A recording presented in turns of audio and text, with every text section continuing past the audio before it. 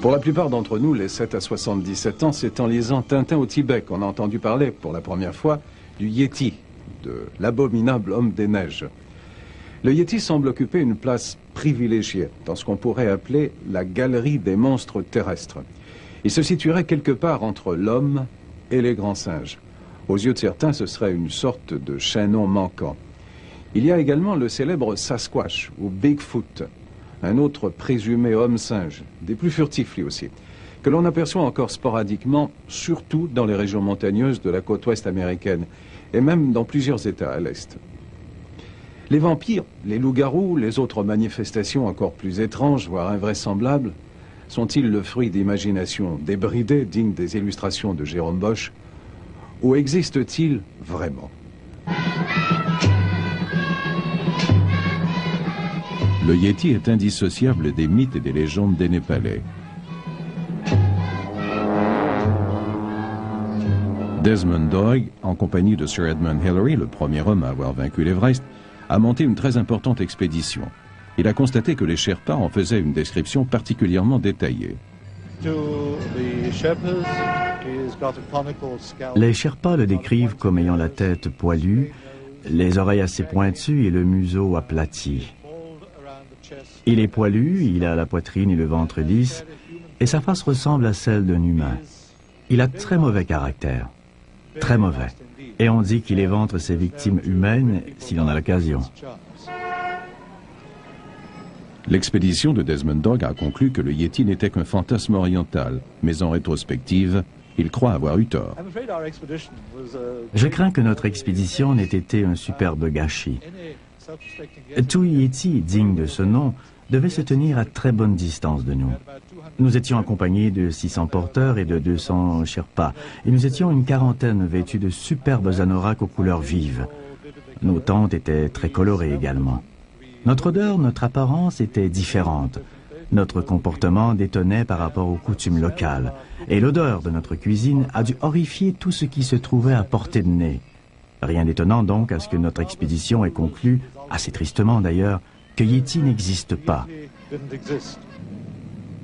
D'autres expéditions ont aussi échoué dans leur chasse à l'abominable homme des neiges. Mais depuis près de 3/4 de siècle, des Occidentaux reviennent de ces régions avec de nouveaux témoignages. Emil Wick était l'un des meilleurs pilotes de montagne.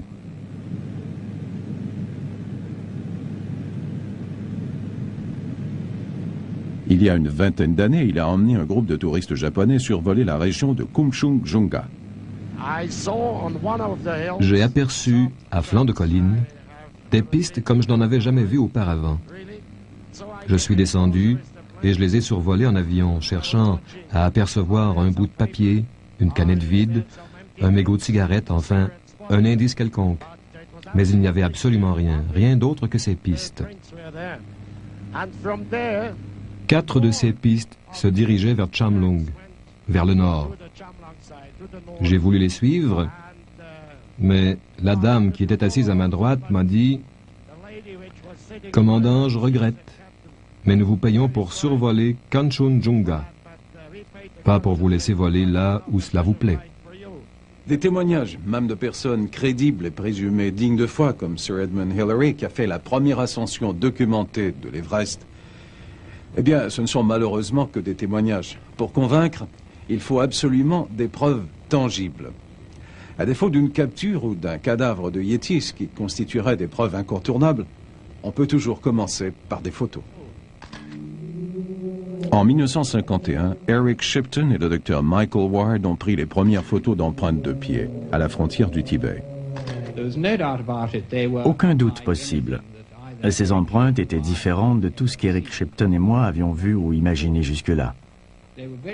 Les empreintes étaient bien nettes dans la neige. Il devait y avoir 8 cm de neige au-dessus de la surface glacée, et on y distinguait clairement les 5 orteils.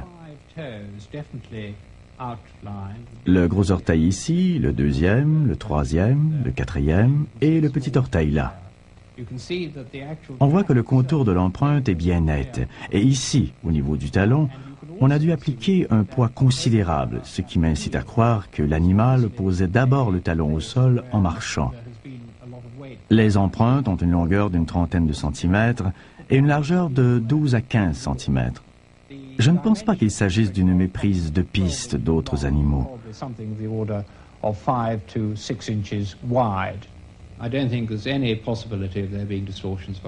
On a laissé entrevoir toutes sortes de possibilités, comme le fait que cette empreinte, par exemple, soit en fait deux empreintes l'une sur l'autre, mais je n'y crois pas du tout. Je ne pense pas que ce soit possible. Cette empreinte a été photographiée dans la vallée de Dodcozy en 1978 par Lord John Hunt, le colonel britannique qui a dirigé la première expédition qui a vaincu l'Everest. La créature avait défoncé une épaisse croûte de neige. La neige était épaisse et la pente très abrupte. La créature était lourde car elle avait défoncé une croûte de neige résistante sur laquelle nous ne laissions aucune trace. On pouvait apercevoir les empreintes des orteils dans la neige molle du dessous. Je ne crois pas que c'était des traces d'ours, car lorsque j'ai vu ces traces, j'étais avec des Sherpas qui affirmaient avec insistance que ce n'étaient pas des traces d'ours, mais de Yétis. Sur les photos prises par le jésuite français Pierre Bordet, les orteils sont bien visibles également. Ce n'est certainement pas un singe. Ce n'est pas un ours non plus, parce que l'ours a des griffes, cet animal n'a pas de griffes. Alors je pense que c'est un animal particulier dont on ne connaît pas l'existence exacte, parce qu'on n'en a pas de description précise. Mais j'en ai parlé avec plusieurs spécialistes, en particulier de paléontologie, et ils sont assez tentés de penser qu'il s'agirait d'un animal du groupe des préhominiens, donc de nos ancêtres lointains. Le chef d'escadron Lester Davis dirige maintenant l'école Outward Bound à Ullswater, dans le sud-est de l'Australie. En 1959, il a fait partie d'une expédition de la RAF et il a lui aussi trouvé des traces de pas dans la neige, dans la vallée de la Kultak. Elles avaient une profondeur de 12 cm environ. Avec mon sac à dos et ma ciné-caméra, je devais peser près de 80 kg et je ne m'enfonçais que de 4 cm. Cette chose était énorme. La neige était coupée par un cours d'eau glacial et j'y suis entré. Je devais tenir ma caméra à bout de bras, car l'eau m'arrivait aux aisselles lorsque mes pieds ont touché le fond. L'eau était glaciale et j'en suis sorti tant bien que mal, juste à côté de ces immenses empreintes. Nous avons aussitôt compris que cet animal, ce Yéti, ou peu importe, était sorti de l'eau en marchant sur ses pattes arrière. Les gars du British Museum ont déterminé qu'il devait mesurer 8 pieds et peser 380 kilos. Peu d'Occidentaux ont aperçu le Yéti. L'alpiniste anglais Don Willens a eu ce privilège en 1970. Il tentait alors l'une des plus difficiles ascensions qui soit. L'Annapurna, par la face sud. J'ai entendu comme un cri d'oiseau derrière moi. J'ai regardé le Sherpa et il m'a dit « Un Yéti s'en vient, Sahib ». Je me suis donc retourné brusquement et j'ai regardé vers le sommet de la montagne. J'ai aperçu 2 corneilles qui s'envolaient et une forme sombre qui se rabattait derrière la corniche. Ma première réaction, ça a été de me dire « Bon, qu'est-ce que je fais? Je prends le pic à glace ou quoi ?» Il a plutôt photographié les traces de pas. La nuit suivante, l'être est réapparu et il l'a observé de nouveau.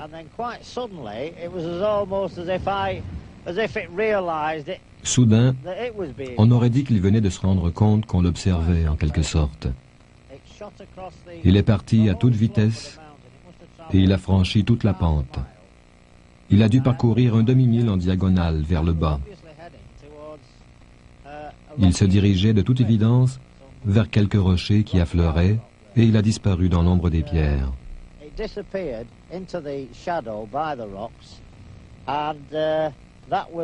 ne l'ai plus revu.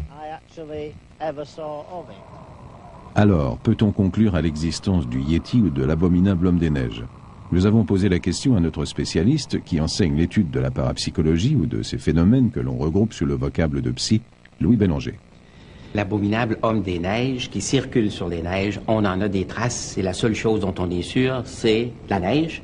et les pistes des empreintes qui ont été documentées, photographiées par les alpinistes chevronnés et qui sont au-dessus de tout soupçon de fraude. Abominable, ça reste très subjectif, certainement pour la jeune Népalaise qui en a subi les attaques, mais en général, cette créature ne s'attaque pas aux êtres humains, plutôt aux animaux.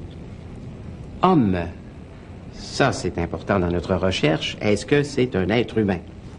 Les Sherpas la désignent comme Yété, de leur Yéti, et c'est pour identifier un animal et non un être humain qui circule dans les rochers.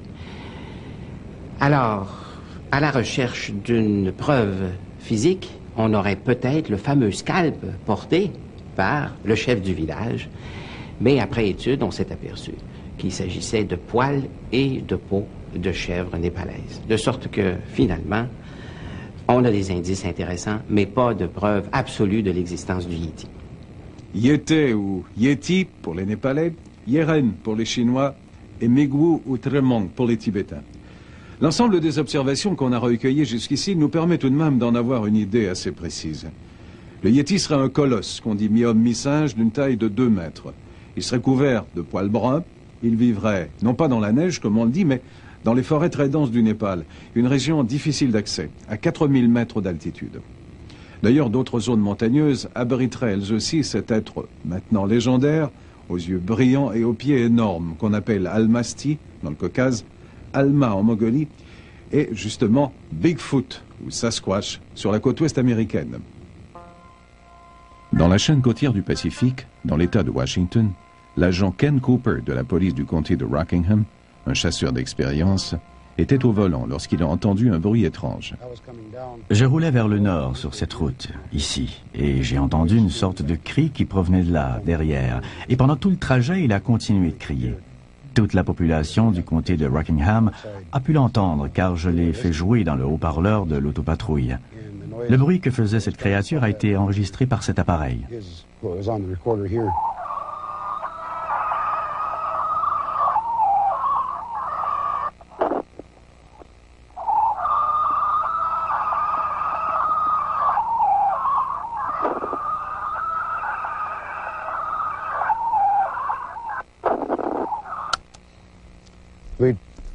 Nous avons envoyé cet enregistrement dans un laboratoire pour analyse et ils ont conclu que l'enregistrement ne contient aucun bruit métallique.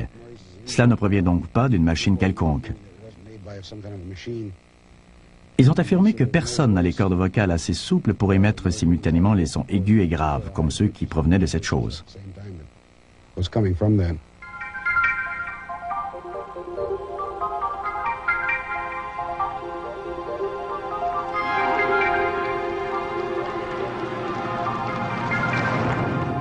L'anthropologue Grover Krantz s'est intéressé de près au Sasquatch. Il est tellement convaincu qu'il y en a dans le nord-ouest des États-Unis qu'il part souvent à la chasse dans le but d'en suivre un et de le tuer.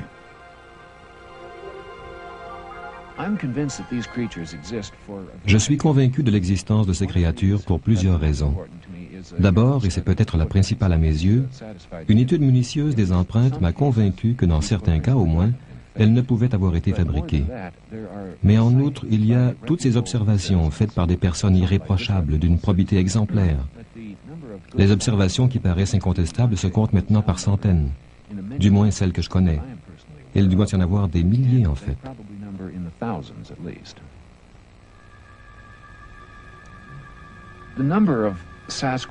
Il est très difficile d'estimer combien il peut y avoir de Sasquatch. Je dirais que dans le nord-ouest des États-Unis, il doit y en avoir environ 200, et probablement autant dans les régions adjacentes de l'Ouest canadien. S'il y en avait moins, ce ne serait pas suffisant au maintien de la population, selon moi. Et s'il y en avait davantage, je pense qu'on en verrait plus souvent.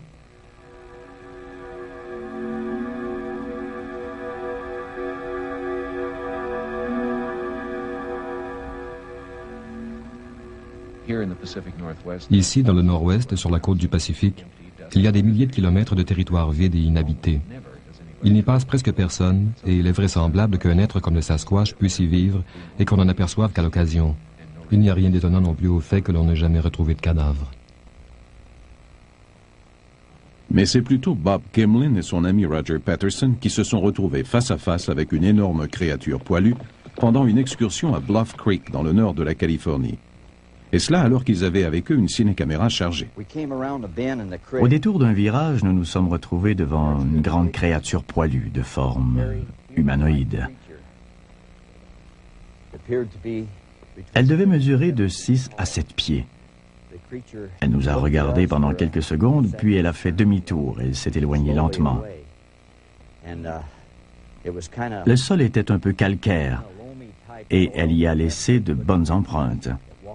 Elle s'est éloignée en ligne droite de nous sans se presser, comme quelqu'un qui marche sur le trottoir en ville.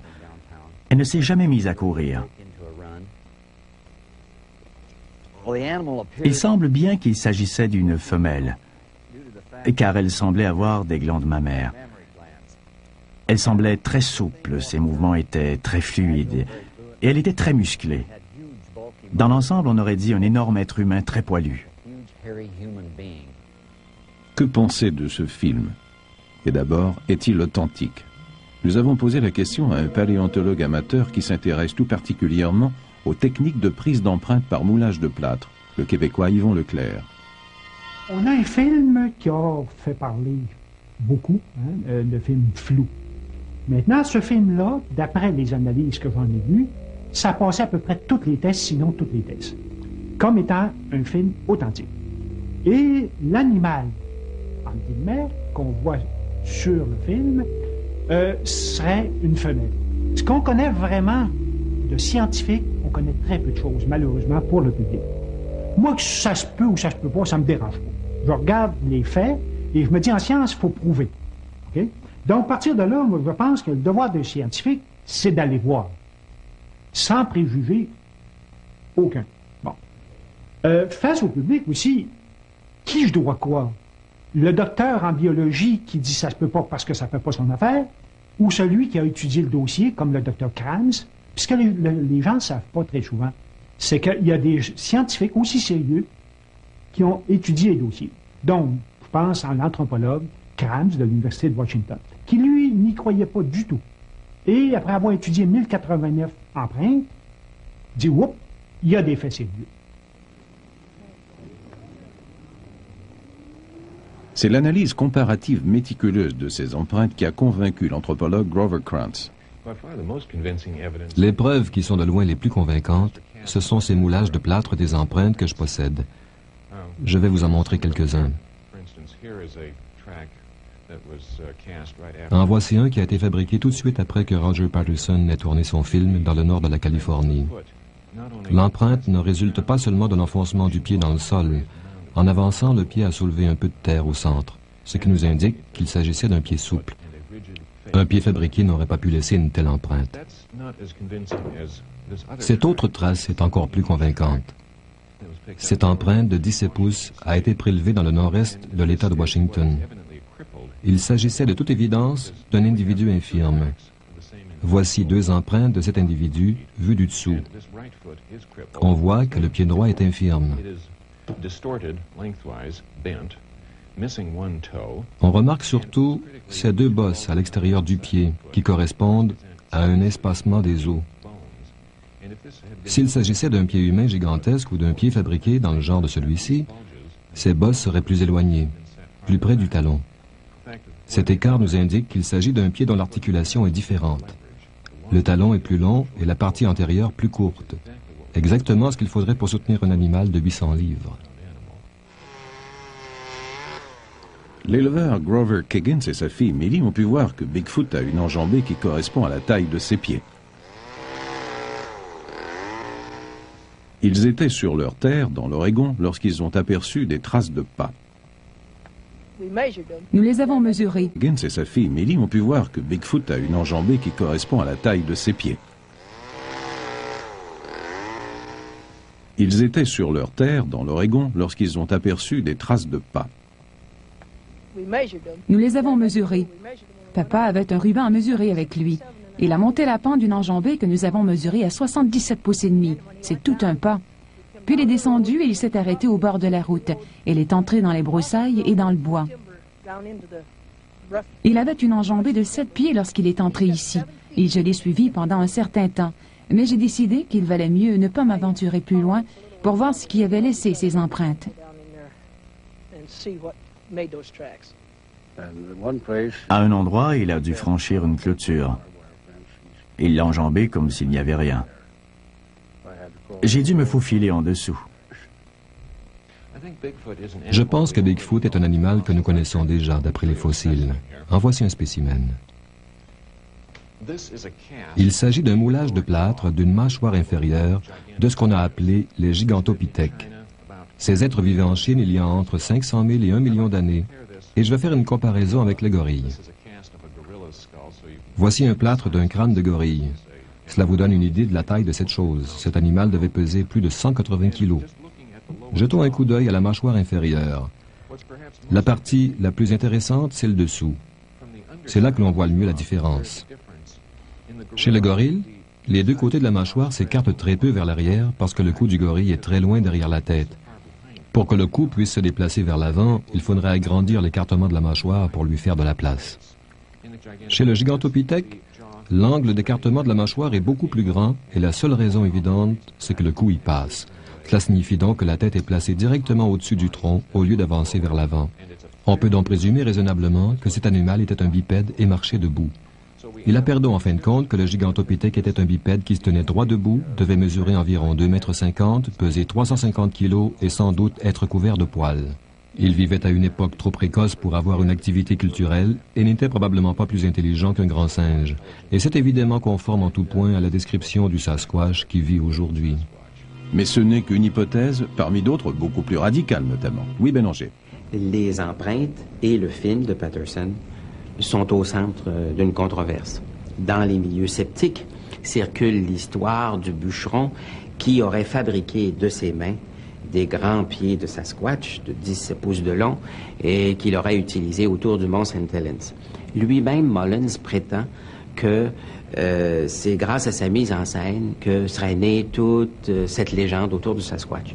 Alors que, depuis 150 ans, on rapporte des milliers d'apparitions et autant de traces. Alors, cette explication me semble exagérée. Elle ne peut pas rendre compte donc, de tout ce qu'on a observé depuis 150 ans. Ensuite, Grover Krantz, l'expert en anthropologie physique, rapporte que les empreintes viennent de pieds souples. Alors, ça ne pourrait pas rendre compte de la fabrication de Mullins avec des pieds en bois rigides. De sorte que, finalement, d'un côté, c'est sûr que le film n'est pas une preuve de l'existence de la créature, mais d'autre part, la fraude ne peut pas rendre compte de tout le phénomène. Et on assiste encore à l'énigme et certainement à la polémique entre les scientifiques. Le plus fascinant en ce qui concerne le Yéti et Sasquatch, c'est la possibilité qu'il s'agisse d'un descendant d'un ancêtre commun des humains et des grands singes. Le chaînon manquant en quelque sorte. Mais comme on le constate, il est très difficile de se faire une idée quant à l'existence de ces êtres presque mythiques qui nous échappent constamment. Les experts ne s'entendent pas. Mais ce n'est pas la première fois, ce n'est pas la première controverse, surtout entre scientifiques. En 1920, 4 hommes décharnés et désespérés parviennent enfin à sortir de l'enfer de la jungle de Maracaibo, au Venezuela. Ils sont les seuls survivants des 20 membres d'une expédition européenne qui avait entrepris de remonter le cours du Rio Catatumbo 3 ans plus tôt.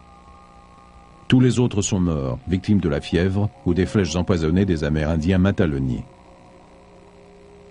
Or, l'un d'eux, le géologue François Deloy, est parvenu à conserver une extraordinaire photo qui va diviser les zoologistes du monde entier pendant 50 ans. S'agirait-il d'un singe jusque-là inconnu? Oui, répond Georges Montandon, le plus éminent zoologiste de France, qui le baptise aussitôt Amere Anthropoiadis loises, le singe de loi, alors que l'on n'avait pas encore trouvé de grands singes en Amérique. Mais de l'autre côté de la Manche, son rival mortel, Sir Arthur Keith, membre de la Royal Society, dénonce toute cette affaire comme étant frauduleuse ou insensée. D'un ton méprisant, il s'empresse de citer François Deloy dans le Illustrated London News, qui affirme que 2 animaux ont attaqué les membres de l'expédition de manière plutôt non orthodoxe, en déféquant dans leurs mains et en lançant leurs excréments aux intrus. Cette créature n'est qu'un singe araignée d'Amérique du Sud dont on a coupé ou dissimulé la queue, d'affirmer Sir Arthur. Georges Montandon ne s'en laisse pas imposer. Il demande à son cousin qui travaille pour la Standard Oil à Tulsa, dans l'Oklahoma, de lui faire parvenir une caisse en bois de la Standard Petrol, semblable à celle que l'on apercevait dans la photo. Sur cette caisse de bois, Montandon place un singe araignée standard et un français tout aussi standard. Par comparaison, on en déduit que le singe de François Deloye mesure plus d'1,20 m. Pour Montandon, la démonstration est convaincante. Depuis, on n'a trouvé aucune autre preuve de l'existence de grands singes en Amérique du Sud susceptibles de disculper Montandon ou d'invalider la thèse du coup monté. Mais la question subsiste. Pourquoi un géologue suisse n'ayant aucun intérêt particulier pour la zoologie et qui voit ses compagnons mourir de maladie ou se faire tuer tout autour de lui, se donnerait-il la peine de monter un coup pareil? Pour cette raison, à défaut de tout autre, le grand singe de François Deloye demeure un mystère. Autre polémique qui a divisé les scientifiques, le fameux homme des glaces du Minnesota. Enfermé dans un cercueil de verre, c'était la principale attraction d'une exposition itinérante qui a attiré des foules considérables à la fin des années 60.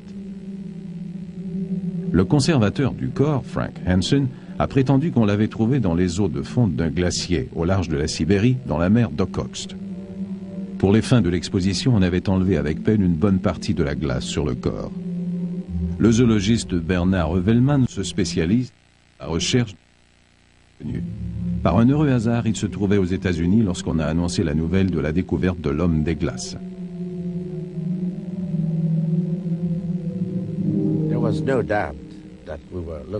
Il n'y avait aucun doute que nous étions devant une sorte d'humain. Pas un homo sapiens, mais une sorte d'humain étrangement poilu. Nous avons été frappés par plusieurs points. Les mains et les pieds étaient énormes. Et aussi, plus spécifiquement, les caractéristiques du visage qui étaient différentes de tout ce qu'on connaissait sur Terre. Il était évident que cet être avait été tué, car il lui manquait tout un œil. Et l'autre pendait hors de son orbite et il était tout maculé de sang. Nous avons donc pensé qu'il avait reçu un projectile dans l'œil et que le coup avait éjecté l'autre œil.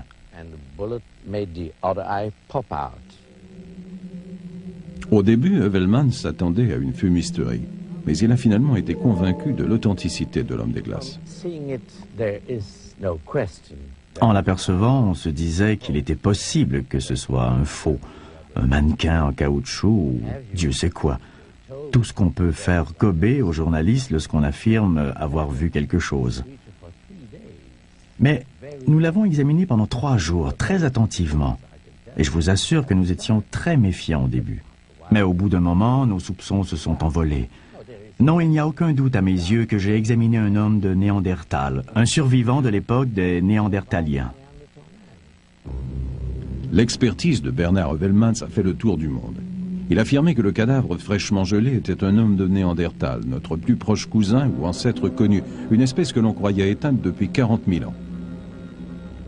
Dans le tollé qui a suivi, l'homme des glaces a été relégué aux oubliettes et bon nombre de scientifiques ont affirmé que Bernard Rövelman s'était fait avoir. Notre spécialiste, Louis Bélanger, est allé aux nouvelles. Il y a 2 nouvelles. Je vais commencer par la bonne. C'est la fameuse créature, le singe sur le bidon d'essence. Eh bien, une étude à l'échelle a montré que la taille de cette créature était du tiers plus grande que le plus grand singe d'Amérique. Et puis, il y a eu, 11 ans plus tard, d'expéditions d'anthropologues italiens qui ont confirmé les observations de François Deloye, mais cette fois-là en Guyane anglaise. La mauvaise, eh bien, c'est le fameux homme de glace du Minnesota. Le gérant de la créature était un grand bonimenteur et un des 2 zoologistes s'en est méfié. Il a requis l'aide d'un collègue à la Smithsonian Institution de Washington et finalement ils ont découvert le poteau rose. 3 noms de compagnies qui avaient eu le contrat de fabriquer un homme de glace en latex et en caoutchouc. Voilà un cas pénible de naïveté de la part de certains scientifiques. Évidemment, de telles erreurs de parcours de certains experts incitent les autres à redoubler de prudence. Lorsqu'on leur demande s'ils croient à la possibilité de l'existence du Yeti ou du Sasquatch, la plupart des scientifiques cherchent à se défiler, à esquiver le sujet. On n'ose pas dire non, mais surtout pas dire oui. Curieusement, certains d'entre eux, et non des moindres, se risquent à admettre cette possibilité, et ils encouragent même les recherches. C'est le cas notamment du célèbre paléoanthropologue français Yves Coppin. C'est un nom que vous connaissez peut-être. Il a été associé à la découverte de l'un de nos plus lointains ancêtres connus, la désormais fameuse Lucy. J'ai en effet toujours soutenu ces expéditions ou ces recherches, parce que tant que l'on n'aura pas le fin mot de l'histoire, ce peut être une question qui, scientifiquement, serait très, très intéressante, particulièrement intéressante. Ces êtres que l'on appelle Almasty ou Yeti ou Homme des Neiges ou Bigfoot sont en effet très, très énigmatiques, et dans une première approche, en tout cas en fonction des informations que l'on reçoit, des témoignages que l'on reçoit de la part de gens qui vont sur le terrain, ils ressemblent, à mon avis, beaucoup plus à des animaux, à des grands singes, qu'à autre chose. Il y a eu dans ces régions asiatiques, par exemple, pas les régions nord-américaines, mais dans les régions asiatiques, de grands singes que l'on appelle gigantopithèques, dont voici une mâchoire inférieure, gigantaux, comme leur nom l'indique, de grands primates, qui ne se sont éteints qu'il y a quelques centaines de milliers d'années. Alors, quelques centaines de milliers d'années, ça fait énorme, mais pour l'histoire de la vie, ce n'est pas considérable du tout. Et puis, qu'une population des descendants de ces gens-là ait survécu quelque part dans un milieu préservé, dans un milieu un petit peu isolé, ça ne serait pas extraordinaire.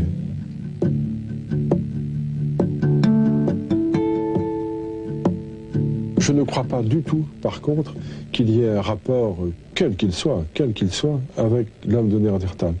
L'homme de Néandertal, c'est un homme moderne. C'est un homme moderne qui a une tête un petit peu particulière, le voilà. Par contre, je suis d'abord très impressionné par les témoignages des populations qui auraient rencontré ce personnage ou un autre. Je suis impressionné par leur cohérence, par la manière dont tous ces gens parlent de ces êtres et de la manière homogène dont ils en parlent. Et tout ceci fait que je continue à avoir un regard très attentif, très curieux à l'égard de ces gens dont j'aimerais un jour rencontrer le premier.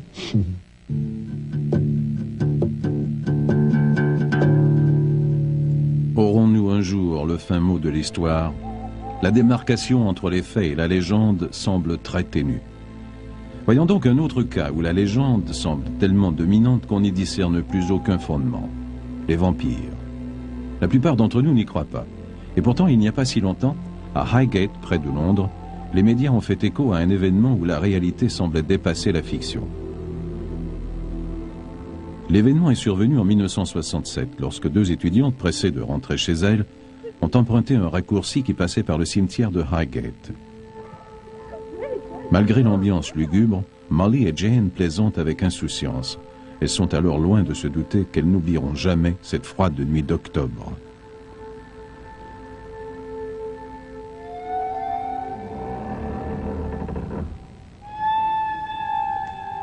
D'où viennent ces grincements étranges?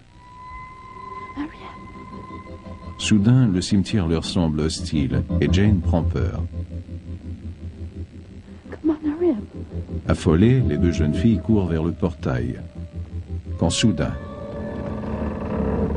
Did you hear? Come on, let's go. Terrifiées, Jane et Molly ont l'impression que quelqu'un les suit.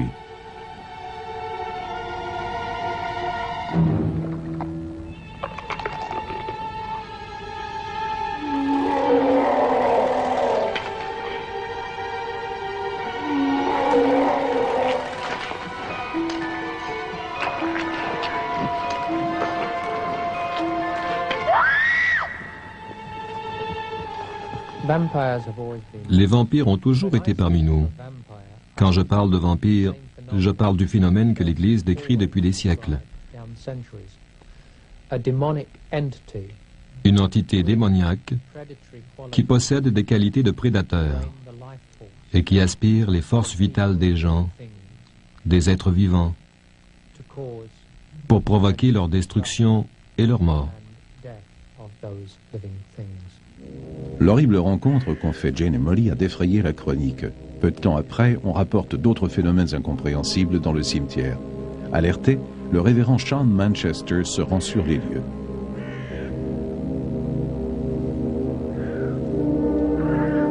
Des cadavres d'animaux y sont retrouvés fréquemment, vidés de leur sang. Des chiens, des chats et même des chèvres ont été retrouvés complètement vidés de leur sang. Le nombre d'animaux massacrés par ce vampire s'élève à plusieurs centaines. Et cela a déclenché une telle angoisse au sein de la population que les groupes de vigiles se sont mis à garder les animaux.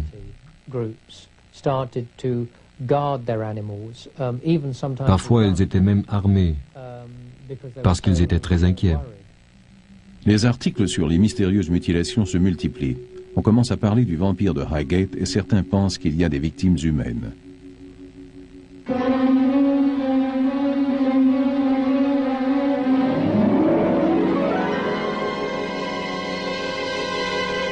Le vampire, c'est pas le comte Dracula, c'est pas le gigolo, c'est pas le danseur mondain, c'est un être hirsute, abominable à voir, qui sent extrêmement mauvais, qui sort de son tombeau, qui est extrêmement poilu, qui a une peau transparente, translucide, à laquelle les médecins aujourd'hui s'intéressent beaucoup sous le nom d'une maladie connue sous le nom de porphyrie. Les gens qui font de la porphyrie ont dans leur sang un produit en excès qui s'appelle la porphyrie. Le vampire, c'est pas le comte Dracula, c'est pas le gigolo, c'est pas le danseur mondain, c'est un être hirsute, abominable à voir, qui sent extrêmement mauvais, qui sort de son tombeau, qui est extrêmement poilu, qui a une peau transparente, translucide, à laquelle les médecins aujourd'hui s'intéressent beaucoup sous le nom d'une maladie connue sous le nom de porphyrie. Les gens qui font de la porphyrie ont dans leur sang un produit en excès qui s'appelle la porphyrine. On en a tous dans notre organisme des porphyrines, mais les gens qui ont un problème avec les porphyrines, une espèce d'enzyme dans l'organisme qui fait que les gens produisent trop de porphyrine. Ces gens-là ont un excès de porphyrine. Le fait d'avoir de la porphyrine peut donner une coloration rosée aux dents. Et si vous allez dans une lumière fluorescente, ça donne une lumière des dents qui deviennent rouges, même de rouge pourpre. La peau devient, dans certains cas, soit pâle, dépendamment du type de porphyrie que vous faites, ou encore une allure jaunâtre, avec des traits extrêmement plissés, ridés. Ça fait comme une peau un peu vieillie prématurément. Ces gens-là brûlent souvent au soleil, donc font des cicatrices extrêmement importantes, avec destruction souvent des oreilles, parce que les oreilles sont extrêmement fragiles, des cicatrices au niveau du visage, du nez, la bouche d'ailleurs, qui souvent se rétrécit et se rétracte pour laisser apparaître dans certains cas les canines. Il y a une augmentation des poils, particulièrement du duvet, au niveau des joues supérieures. Et le duvet est très long. Et en général, on dit qu'il est argenté, mais il peut être dans certains cas extrêmement foncé. Et le corps peut se couvrir de poils anormales. Une chose fort intéressante, ces gens-là, lorsque le seul au fait de traitement qui est presque valable, c'est soit de faire des transfusions dans certains cas, autrement dit, la saignée telle qu'il se faisait autrefois, et on améliore considérablement cette condition-là.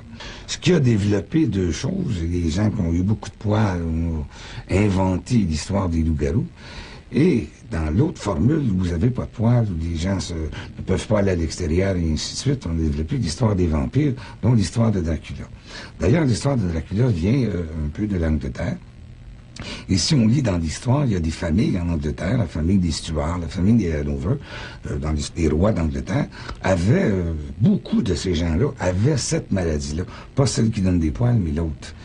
Et dans certains villages de l'Angleterre et d'un pays nordique aussi d'ailleurs, beaucoup de gens souffraient de cette maladie-là, ce qui a amené des écrivains à l'imagination extrêmement fertile à l'histoire de Dracula. Alors, les gens ne pouvaient plus sortir le jour parce qu'ils brûlaient, alors Dracula, il faut qu'il rentre avant que le soleil se lève. Deuxièmement, l'histoire du sang, c'est qu'on s'est aperçu, lorsqu'on saignait les gens, il allait mieux. Alors l'histoire des dents a été inventée. L'histoire des canines, c'est que les bouches se rétrécissaient et les canines n'étaient plus apparentes. L'imagination peut inventer n'importe quoi. Et c'est la même chose avec les loups-garous. Ces gens-là devenaient tellement confus et ressemblaient à des loups, marquez bien, à cause de tous les poils qui sortaient. Et même la posture de ces gens-là, à l'occasion, pouvait changer dû à des défauts au niveau des os. Ces gens marchaient comme courbés. Alors ces gens-là avaient une attitude de loup. Alors ça a fait peur à tout le monde, y compris les enfants, l'histoire des loups-garous. Je me demande des fois si le bonhomme Sateur vient pas de là aussi. Les vampires témoignent davantage de l'imagination fertile de certains auteurs en mal de frisson que de la réalité. Une maladie aux symptômes plutôt gênants. Par contre, ce qu'il y a d'intéressant et même de fascinant, c'est de voir à quel point, dans un contexte culturel donné, en Angleterre surtout, et aussi dans certains pays d'Europe de l'Est, l'imaginaire collectif peut souscrire à une idée, l'amplifier et la perpétuer. C'est ce qu'on est amené à constater de manière bien rationnelle. Mais il faut tout de même se méfier de sa raison. Fort de leur connaissance et faisant fi des descriptions rapportées par quelques observateurs, de nombreux scientifiques ont déjà affirmé de manière assez péremptoire qu'il était impossible que telle bête étrange ou tel animal jugé improbable existe. Et pourtant, l'Alcapi n'était qu'une invention des Pygmées, le gorille des montagnes également, jusqu'à ce qu'un premier spécimen ne soit abattu. Et qui croirait à l'existence d'un tueur à dents de sabre, une sorte de smilodon en liberté dans la savane australienne, si l'on avait la preuve filmée de l'existence bien tangible du tigre de Tasmanie. Ce dernier spécimen connu a été filmé en 1933 au zoo de Hobart. Qui croirait à l'existence d'un serpent capable d'avaler un âne, à part les férus de science-fiction, si l'on disposait de témoignages crédibles et surtout de photos? Cet anaconda géant a été tué dans l'Amazone, un serpent de 40 mètres, selon le journal de Rio. Celui-ci a été aperçu sur les rives de la rivière Modiguacu, à l'intérieur du Brésil. Et lorsque ce serpent d'une longueur présumée de 35 mètres est sorti de l'eau, on a eu recours à l'armée pour l'abattre à la mitrailleuse.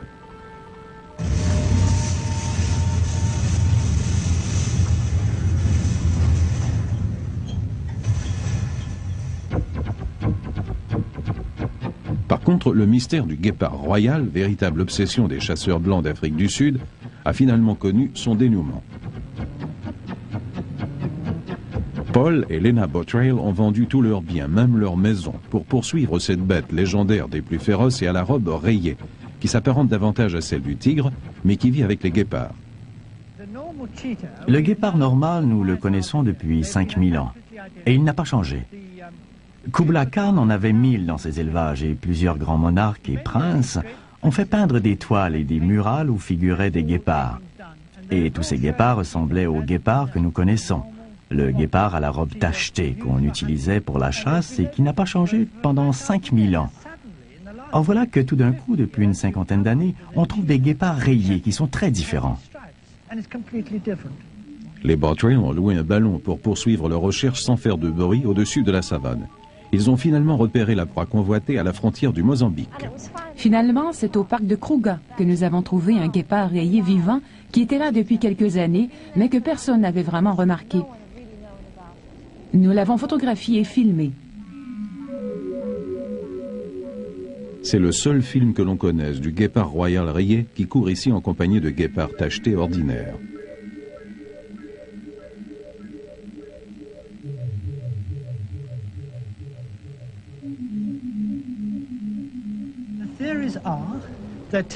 On a émis l'hypothèse qu'il s'agisse d'un hybride ou encore d'une mutation qui provoque l'apparition de cette étrange robe rayée à intervalles de plusieurs générations.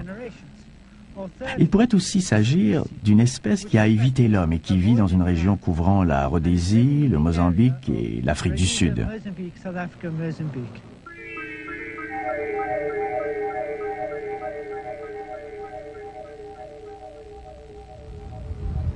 Il se peut que nous ayons trouvé une espèce animale entièrement différente. Nous ne le savons pas.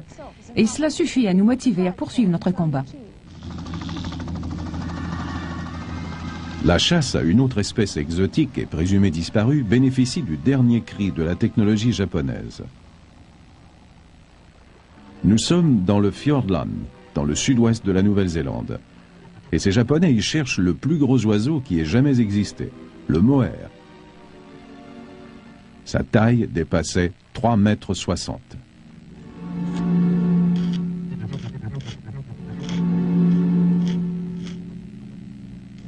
Les fouilles effectuées un peu partout dans le sud de l'île ont mis au jour des os massifs de mohair.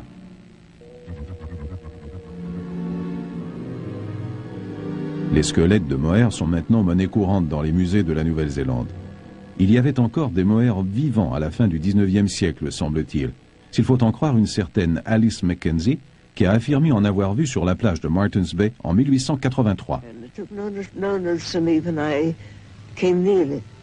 And I got nearer and nearer until I sat down on the sand behind it. And it was a bluish color, just a faded bluish gray color.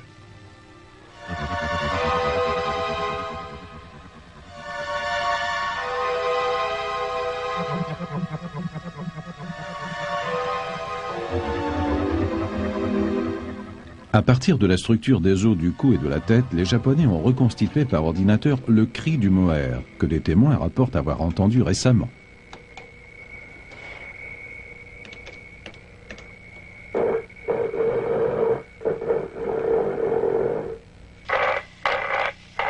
Armés de leur enregistrement, les Japonais s'enfoncent dans la forêt, espérant et craignant tout à la fois une réponse de cet oiseau que l'on dit capable de fendre un crâne humain d'un coup de bec ou de le tuer d'un coup de patte.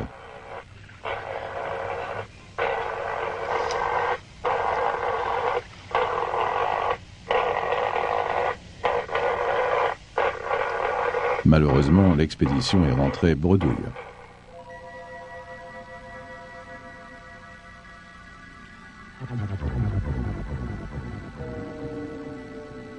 La plus intrigante de ces recherches d'espèces que l'on croit disparues nous vient des vastes plaines enneigées de la Sibérie. Il s'agit d'une autre bête énorme, le mammouth. Le professeur Vereshchagin tente d'en retrouver un vivant depuis plus de 40 ans.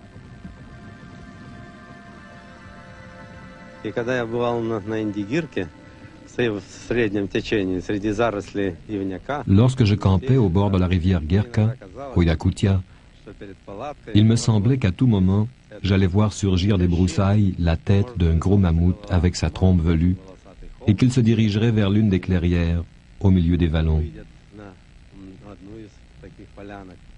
Ce territoire me semble propice aux mammouths. Au cours de leurs expéditions jusqu'au Yakutia, dans le nord de la Sibérie, le professeur Vereshchagin et d'autres scientifiques ont découvert des os et des défenses de centaines de milliers de mammouths qui semblent avoir trouvé la mort à la suite d'une grande catastrophe inattendue. Le professeur Vereshchagin possède l'un des remarquables spécimens qui émergent à l'occasion du sol gelé de la toundra. Il s'agit de mammouths entiers que la glace a conservés pendant 10 000 ans. Ce mammouth de Veressovska a fait une chute dans un ravin et il est mort asphyxié.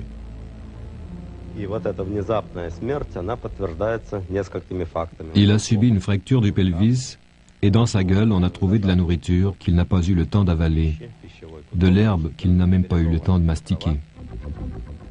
On racontait depuis longtemps qu'il y avait encore des mammouths vivants en Sibérie lorsqu'en 1977, des prospecteurs d'or soviétiques ont trouvé un bébé mammouth presque intact. On s'est empressé de le transporter au musée de Leningrad. Mais le professeur Vereshchagin est convaincu qu'il est mort depuis plus de 10 000 ans. La mère a été abattue par des chasseurs. Ce bébé a été blessé à la patte droite par une lance. Il a réussi à s'enfuir, mais il est mort de faim. La découverte de ce bébé mammouth a cependant fait naître un espoir encore plus exotique que la possibilité de trouver des mammouths vivants. La prochaine fois que l'on trouvera un mammouth bien conservé, les scientifiques russes vont essayer de cloner certaines de ses cellules. Il serait en principe possible de reconstituer un nouveau mammouth vivant à partir des cellules d'un jeune mammouth dont le corps a été conservé intact 10 000 ans après sa mort. La réalité rejoindrait alors la fiction.